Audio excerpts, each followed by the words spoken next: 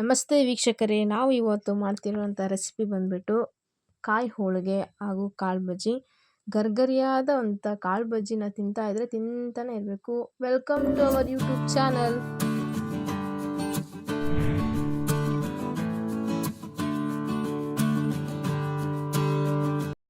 First ಹೆಸರು ಕಾಳು, ಕಡಲೆಬೇಳೆ, ಉದ್ದಿನಬೇಳೆ ತೊಗೊಂಡಿದ್ದೀವಿ. ಹಾಗೆ ಬೆಳ್ಳುಳ್ಳಿ, 2 ಇಂಚ್ ಶುಂಠಿ, 2 ಮೀಡಿಯಮ್ ಸೈಜ್ ಈರುಳ್ಳಿ, ಹಾಗೆ 10 ರಿಂದ 15 ಮೆಣಸಿನ್ಕಾಯಿ, ಸ್ವಲ್ಪ ಕೊತ್ತಂಬರಿ, ಕರಿಬೇವು, ಜೀರಿಗೆ, ಅಜ್ವಾನ ತೊಗೊಂಡಿದ್ದೀನಿ. ಹಾಗೆ ಕಾಳುಗಳನ್ನ ಚೆನ್ನಾಗಿ ನೆನೆಸಿಟ್ಟಿದ್ದೀವಿ. ಒಂದು 3 ಅವರ್ ನೆನೆಸಿದರೆ ಸಾಕು. ಹಾಗೆ ಹೋಳಿಗೆಗೆ ಒಂದು ಬೌಲ್ ಆಗೋಷ್ಟು ಮೈದಾನ 3 ಅವರ್ಸ್ನ ನೆನೆಸಿಟ್ಟಿದ್ದೀವಿ. ಹಾಗೆ 1.5 ಕಾಯಿನ, 1 ಬೌಲ್ ಬೆಲ್ಲನ ತೊಗೊಂಡಿದ್ದೀವಿ. ಸೊ ಇದಕ್ಕೆ ಒಂದು ಪ್ಯಾನ್ ಇಲ್ಲಿಟ್ಟು ಅದಕ್ಕೆ ಸ್ವಲ್ಪ ಶುಂಠಿ, 4 ಏಲಕ್ಕಿ, ಒಂದು ಅರ್ಧ ಸ್ಪೂನಷ್ಟು ಸೋಂಪನ್ನ ಹಾಕ್ಕೊಂಡು ಉಗುರು ಬೆಚ್ಚಗೆ ಬಿಸಿ ಮಾಡ್ಕೋಬೇಕು. ಅದಾದಮೇಲೆ ಜಾರ್ಗೆ ಕಾಯಿನ ಮತ್ತು ಕಡಲೆನ ಸ್ವಲ್ಪ ನಾವು ಪೌಡ್ರ್ ಥರ ಮಾಡಿರ್ತೀವಿ. ಇದನ್ನೆಲ್ಲ ಹುರಿದಿರೋದನ್ನೆಲ್ಲ ಹಾಕ್ಕೊಂಡು ಇದಕ್ಕೆ ನೀರು ಹಾಕೋಬಾರ್ದು, ತುಂಬ ಸಣ್ಣ ಮಾಡಬೇಕು. ಸೊ ಈ ಕಂಟೆನ್ಸಿಗೆ ಬಂದರೆ ಸಾಕು. ಅದಕ್ಕೆ ನೀರು ಹಾಕೋವಾಗಿಲ್ವ, ಅದಕ್ಕೆ ಸ್ವಲ್ಪ ಬೆಲ್ಲ ಹಾಕಿ ರುಬ್ಕೊತಾ ಇದ್ದೀವಿ. ರುಬ್ಬಾದ್ಮೇಲೆ ಈ ಕಂಟೆಸ್ಟಿಗಿದೆ ಸಾಕು. ಸೊ ನೆಕ್ಸ್ಟ್ ನಾವು ಅದಕ್ಕೆ ಪಾಕ ಮಾಡ್ಕೊಳ್ಳೋಣ. ಸ್ವಲ್ಪ ಬೆಲ್ಲ ಹಾಕ್ಕೊಂಡು ಅದಕ್ಕೆ ಕಾಯಿ ತುರಿ ನೀರನ್ನ ಹಾಕ್ಕೊಂಡು ಅದನ್ನು ಸ್ವಲ್ಪ ಪಾಕ ಥರ ಮಾಡ್ಕೊಂಡಾದ್ಮೇಲೆ ಅದನ್ನು ಚೆನ್ನಾಗಿ ತಳ ಹಿಡಿಲಂಗೆ ಕೈಯಾಡಬೇಕು. ತಳ ಹಿಡಿಲಂಗೆ ಇದನ್ನು ನೀಟಾಗಿ ಮಿಕ್ಸ್ ಮಾಡ್ಕೋಬೇಕು. ಸೊ ಅದನ್ನು ಕೊಬ್ಬರಿ ಮಿಶ್ರಣವನ್ನು ತಗೊಂಡು ಬೆಲ್ಲ ಒಂದು ಹದ ಬರೋವರೆಗೂ ಕುದಿಬೇಕು. ಸೊ ಅದು ಯಾವ ಥರ ಹದ ಬರಬೇಕು ಅಂದರೆ ಒಂದು ಕಂಟೆಸ್ಟಿಗೆ ಬರಬೇಕು. ಸೊ ನೋಡಿದ್ರಲ್ಲ ಈ ಥರ ಬರಬೇಕು. ಅದಾದಮೇಲೆ ಅದಕ್ಕೆ ಕೊಬ್ಬರಿ ಮಿಶ್ರಣನ ಹಾಕಿ ಚೆನ್ನಾಗಿ ಕೈಯಾಡಬೇಕು. ಒಂದು 10 ರಿಂದ 20 ನಿಮಿಷ ಕೈಯಾಡಬೇಕು. ಆ ಬೆಲ್ಲ ಮತ್ತು ಕೊಬ್ಬರಿ ಏನಿದೆ ಅದು ಚೆನ್ನಾಗಿ ಬಾಯ್ಲ್ ಆಗಬೇಕು.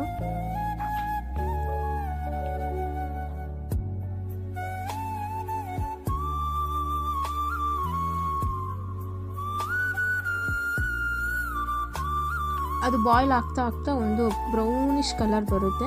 ಆ ಬ್ರೌನಿಷ್ ಕಲರ್ ಆದಮೇಲೆ ನೋಡ್ಬೋದು ನೀವು ಯಾವ ಥರ ಬಂದಿದೆ ಅಂತ.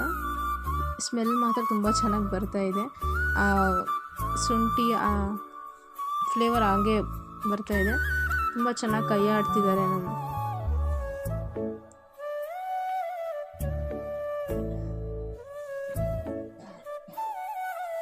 ಅದಕ್ಕೆ ಸ್ವಲ್ಪ ಕಡಲೆ ಪೌಡ್ರನ್ನ ಆ್ಯಡ್ ಮಾಡ್ಕೊತಿದ್ದೀವಿ. ಯಾಕಂದರೆ ಅದು ಒಂದು ಹದ ಬರಬೇಕಲ್ವ.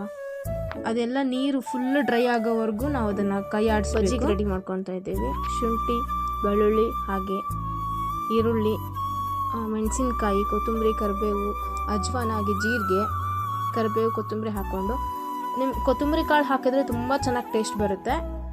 ಅದನ್ನು ಹಾಕಿ ಟ್ರೈ ಮಾಡಿ ನೋಡಿ. ನಾವು ಹಾಕಿಲ್ಲ, ನೀವು ಹಾಕಿ ಟ್ರೈ ಮಾಡಿ ನೋಡಿ. ಇದನ್ನು ತುಂಬ ಸಣ್ಣ ರುಬ್ಕೋಬಾರ್ದು, ತೆರೆ ಇರಬೇಕು. ಕಾಳುಗಳನ್ನ ನೆನೆಸಿದ್ನ ಇದರಲ್ಲಿ ಹಾಕ್ಕೊಂಡು ಸ್ವಲ್ಪ ರುಚಿ ತಕ್ಕಷ್ಟು ಉಪ್ಪನ್ನ ಹಾಕ್ಕೊತಿದ್ದೀವಿ. ಸ್ವಲ್ಪ ಹಾಕ್ಕೊಳ್ರಿ, ಯಾಕಂದರೆ ಕಾಳು ಉಪ್ಪನ್ನ ಹಿಡಿಯೋದಿಲ್ಲ. ಬೇಕಾದರೆ ನೋಡಿ ಆಮೇಲೆ ಹಾಕೋಬೋದು.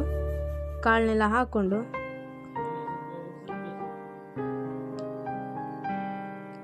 ಈ ಕಂಟೆಸ್ಟಲ್ಲಿದ್ದರೆ ತೆರೆ ಕಾಳುಗಳೆಲ್ಲ ಹಂಗೆ ಫ್ಲೇವರ್ ಸಿಗಬೇಕು ಬಾಯಲ್ಲಿ. ಆ ಥರ ಸಣ್ಣ 1-2 ರೌಂಡ್ ಆದರೆ ಸಾಕು.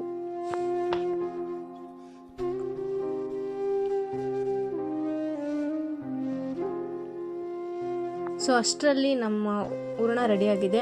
ಫುಲ್ ನೀರೆಲ್ಲ ಹೀರ್ಕೊಂಡಿದೆ. ಅದು ಒಂಥರ ಬ್ರೌನಿಷ್ ಕಲರ್ ಬರ್ತಿದೆ. ತುಂಬ ಚೆನ್ನಾಗಿ ಸ್ಮೆಲ್ ಬರ್ತಿದೆ. ಹಾಗೆ ಹೋಳಿಗೆ ಪೇಪರ್ ಮೇಲೆ ಸ್ವಲ್ಪ ಹಿಟ್ಟನ್ನ ತೊಗೊಂಡು ಅದನ್ನು ಅಗಲ ಮಾಡಿಕೊಂಡು ಅದಕ್ಕೆ ಸ್ವಲ್ಪ ಅಷ್ಟು ಹೂರಣ ತೊಗೊಂಡಿದ್ದೀವಿ.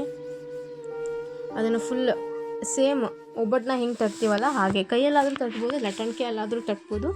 ಅದನ್ನು ಫುಲ್ ಮೈದಾಯಿಂದ ಕವರ್ ಮಾಡಿಕೊಂಡು ಎಲ್ಲೂ ಓಪನ್ ಆಗಲಿಲ್ಲಂಗೆ ಚೆನ್ನಾಗಿ ತಟ್ಟಬೇಕು.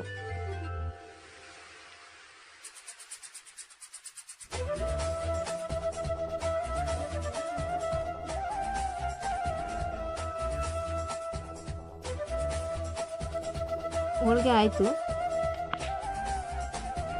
ನೋಡ್ತಿರ್ಬೋದು ಎಷ್ಟು ಚೆನ್ನಾಗಿ ಬಂದಿದೆ ಅಂತ. ಇದನ್ನು ಎಷ್ಟು ದಿನ ಇಟ್ಟರು ಏನೂ ಆಗೋದಿಲ್ಲ. ಸೊ ಡೇ ಬೈ ಡೇಗೆ ಇನ್ನೂ ಟೇಸ್ಟ್ ಜಾಸ್ತಿ ಆಗುತ್ತೆ ಹೊತ್ತು. ತುಂಬ ಚೆನ್ನಾಗಿ ಆಗಿದೆ ಹೋಳಿಗೆ.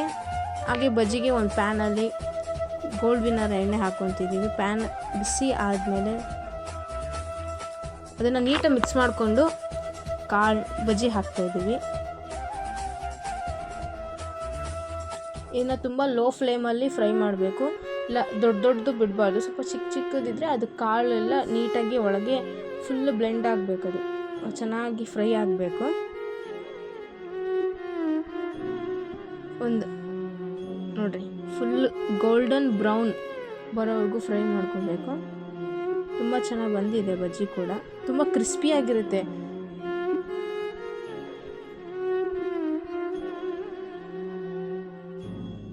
ನೋಡಿ ಯಾವ ರೀತಿ ಬಂದಿದೆ ಬಜ್ಜಿ, ತುಂಬ ಚೆನ್ನಾಗಿ ಬಂದಿದೆ. ಹಾಗೆ ಕಾಳು ಬಜ್ಜಿ ಹಾಗೆ ಕಾಯಿ ಹೋಳಿಗೆ ರೆಡಿಯಾಗಿದೆ. ಸೊ ನಿಮಗೆ ಈ ವಿಡಿಯೋ ಇಷ್ಟ ಆಗಿದ್ದರೆ ಲೈಕ್ ಮಾಡಿ, ಶೇರ್ ಮಾಡಿ, ಹಾಗೆ ನಿಮ್ಮ ರೆಸಿಪಿ ಹೇಗೆ ಬಂತು ಅಂತ ನನಗೆ ಕಮೆಂಟ್ ಮಾಡಿ. ಸೊ ನಮ್ಮ ಚಾನಲ್ಗೆ ಸಬ್ಸ್ಕ್ರೈಬ್ ಮಾಡಿ.